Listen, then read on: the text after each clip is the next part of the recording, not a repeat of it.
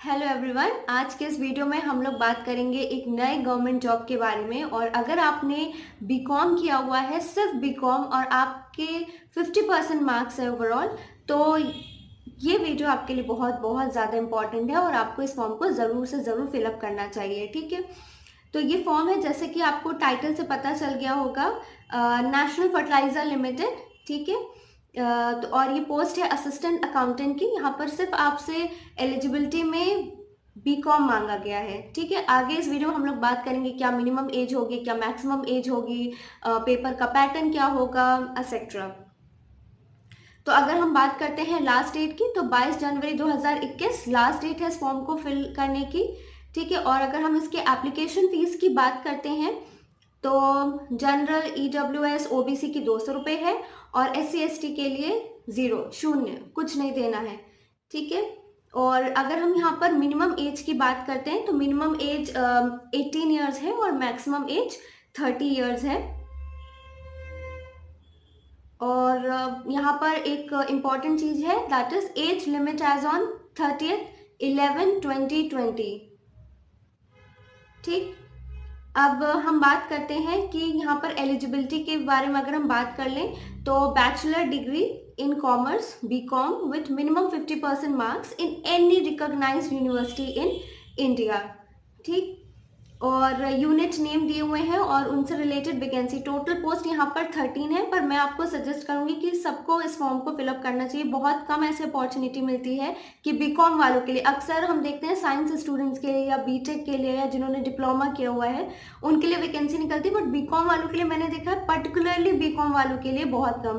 और बेस्ट चीज़ तो ये है, यहाँ पर बीटेक वाले ये फॉर्म नहीं फिलअप कर सकते, बीएससी वाले फॉर्म फिलअप नहीं कर सकते, केवल बीकॉम वाले। तो बीकॉम वालों को तो ज़रूर से ज़रूर भरना चाहिए। 13 पोस्ट हैं, जैसे कि मैंने आपको बता दी। और यूनिट नेम में जैसे कॉर्पोरेट ऑफिसर नोएडा यूपी की जो यूनिट है, वहाँ पर टोटल 3 पोस्ट हैं।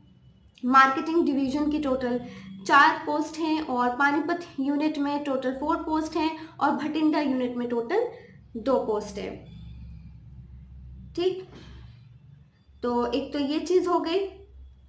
और अब हम बात करते हैं कि एग्जामिनेशन पैटर्न की। तो देखिए, कंप्यूटर बेस्ड एग्जाम होगा ये आपका, और ऑब्जेक्टिव टाइप होगा, एमसीक्यूज आएंगे, कोई भी सब्जेक्टिव टाइप नहीं होगा। And another most important thing is कि यहाँ पर इंटरव्यू नहीं। अगर आपकी कम्युनिकेशन स्किल्स इतनी अच्छी नहीं है, तो ये बहुत ज़्यादा इंपॉर्टेंट है कि वो लोग तो इस फॉर्म को फिलअप कर ही दें, क्योंकि सिर्फ रिटन एग्जाम होगा और फिर मेडिकल एग्जामिनेशन होता है, मतलब आपकी आंख वगैरह ये सब देखें, मतलब देखा जाएगा, वो आगे का प्रोसेस है। ठीक, तो ये चीज़ है। और अगर हम यहाँ के सेंटर्स की बात करते हैं, कहाँ कहाँ पर जब आप फॉर्म फिलअप करेंगे तो आपसे वो सेंटर पूछेंगे, 2 सेंटर पूछे जाएंगे कि आप कहाँ पर एग्ज़ाम देना चाहते हैं। तो सेंटर्स हो गए जैसे Jammu and Kashmir, Bhopal, Chandigarh, Delhi, Hyderabad, Mumbai, Chennai, Ahmedabad, Bhubaneswar, Ranchi, Bengaluru, Kochi, Amaravati, Guwahati and Lucknow. UP वाले लखनऊ के लिए भर देंगे। ठीक, अब मीडियम ऑफ टेस्ट, तो इंग्लिश एंड हिंदी। जो इंग्लिश मीडियम वाले होंगे वो इंग्लिश में पेपर देंगे, और जो हिंदी वाले होंगे वो हिंदी में पेपर देंगे। एमसीक्यूज जो होंगे वहाँ पर, ठीक है, क्वेश्चन होगा वो हिंदी में आएगा। जो हिंदी वाले होंगे वो हिंदी में देंगे, इंग्लिश वाले इंग्लिश में देंगे। ड्यूरेशन क्या होगा, 120 मिनट्स, 120 मिनट का ये आपका एग्जाम होगा। और टोटल नंबर ऑफ क्वेश्चंस यहाँ पर 150 होंगे, questions of 1 marks each. And the most important thing, यहाँ पर नेगेटिव मार्किंग है ही नहीं, तो पूरा का पूरा पेपर अटेम्प्ट करके आना है। जहाँ पे भी नेगेटिव मार्किंग ना, वैसे गवर्नमेंट के जितने भी एग्जाम होते हैं वहाँ पर नेगेटिव मार्किंग रखी जाती है। ठीक है, आप अगर मास्टर्स डिग्री के लिए भी जैसे अगर हम आईआईटी जैम की भी बात करते हैं, ठीक है, तो वहाँ पर भी नेगेटिव मार्किंग होती है, बट यहाँ पर नेगेटिव मार्किंग है ही नहीं। ठीक, तो 150 ऑफ 1 मार्क्स ईच, और नेगेटिव मार्किंग नहीं है। और यहाँ पर क्या है कि देखिए क्या है, 75 मार्क्स और मोर मार्क्स। आपको क्या करना है कि 75 मार्क्स तो हर हाल में, मतलब 150 में 75 मार्क्स लाने ही लाने हैं। अगर आप नहीं लाते हैं, अगर आपके 74 भी हैं, तो पेपर चेक आपका आगे होगा ही नहीं। ठीक, तो 75 मार्क्स आपके लाने ही लाने हैं। आप रेस से पहले ही बाहर हो जाएंगे, कहने का मतलब ये, अगर 75 मार्क्स नहीं है तो रेस से पहले ही बाहर हैं। और इसलिए आपको 75 मार्क्स लाने होंगे, तब आगे का प्रोसेस देखा जाएगा। तब कितना कट ऑफ जाता है वो अलग चीज़ है। ठीक, फिर यहाँ पर आता है टोटल, देखिए 150 क्वेश्चंस होंगे, उसमें से जो 100 क्वेश्चंस होंगे वो बीकॉम से रिलेटेड होंगे, जो कुछ भी आपने बीकॉम में 3 साल में जो कुछ भी पढ़ा है आपने अपने कॉलेज या यूनिवर्सिटी में, तो उससे रिलेटेड क्वेश्चंस होंगे, आपके कोर्स से रिलेटेड क्वेश्चंस होंगे। टोटल 100 क्वेश्चंस उससे आएंगे, ठीक है। वेटेज ज़्यादा है यहाँ पर बीकॉम का। और फिर 50 क्वेश्चंस जो होंगे, ठीक, 100 क्वेश्चंस आपके बीकॉम के, और प्लस जो 50 क्वेश्चंस होंगे उसमें क्या क्या पूछेंगे, रीजनिंग पूछ लेंगे, जनरल इंग्लिश पूछेंगे, क्वांट पूछेंगे, और जनरल नॉलेज एंड अवेयरनेस से पूछेंगे। जैसे हो सकता है वो आपसे करंट अफेयर्स पूछ लें, आपसे कुछ मॉडर्न हिस्ट्री से रिलेटेड पूछ लें, जैसे दांडी मार्च कब हुआ, रोलेट एक्ट कब आया, ठीक है। और इस टाइप के क्वेश्चंस वो आपसे पूछ सकते हैं। चंपारण जो था वो कहाँ पर हुआ, किस सिटी से रिलेटेड है, जलियांवाला बाग मतलब किस सिटी से रिलेटेड है, ऊधम सिंह ने किसको मारा था। ये छोटी छोटी चीज़ें हैं जो बार बार रिपीट होती हैं, वो आपसे पूछ सकते हैं। इस चीज़ में मैं आपकी हेल्प कर सकती हूँ अगर आप चाहें तो, ठीक है।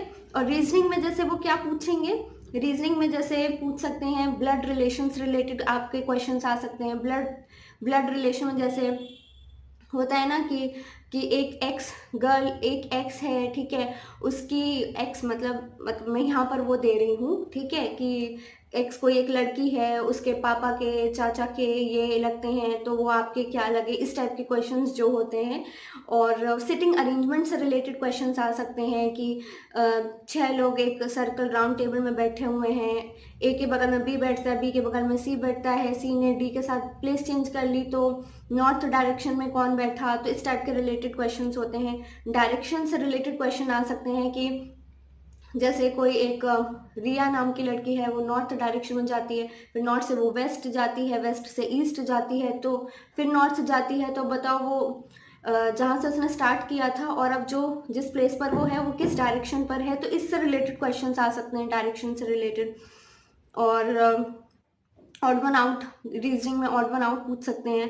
क्वांट में जैसे आपसे पूछा जा सकता है प्रॉफिट एंड लॉस से रिलेटेड, कंपाउंड इंटरेस्ट से रिलेटेड क्वेश्चन पूछ सकते हैं।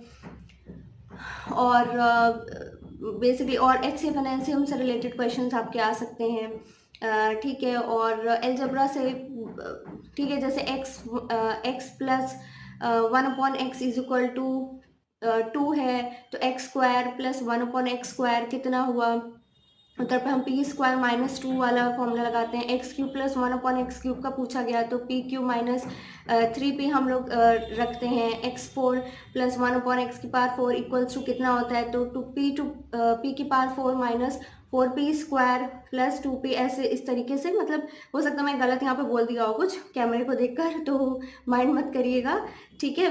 और जनरल और करंट अफेयर्स पे आपको फोकस करना होगा। तो देखिए यहाँ पर ओवरऑल मैं ये बताना चाह रही हूँ कि 100 क्वेश्चन उस पर तो बिल्कुल मतलब घुस जाओ उस 100 क्वेश्चन में। कोशिश करिए कि आप 100 क्वेश्चन जो है उसमें ज़्यादा से ज़्यादा आप अटेम्प्ट करने की कोशिश करें। और ये जो 50 मार्क्स हैं, 50 क्वेश्चंस हैं, इनको आप मतलब इग्नोर मत करिएगा, क्योंकि कंपटीशन यहीं से स्टार्ट होगा। बीकॉम वाले तो सभी वहाँ बैठे होंगे लाइन से, कंप्यूटर बगल वाला इधर वाला सब बीकॉम वाले बैठे होंगे, लेकिन कंपटीशन कहाँ पर निकालेगा पेपर, कौन, जो मैथ्स भी पढ़ के आया हो, जिसने करंट अफेयर्स पे फोकस किया हो, जनरल अवेयरनेस पे फोकस किया हो, और थोड़ा बहुत हिस्ट्री पे फोकस कर लिया हो, ठीक है।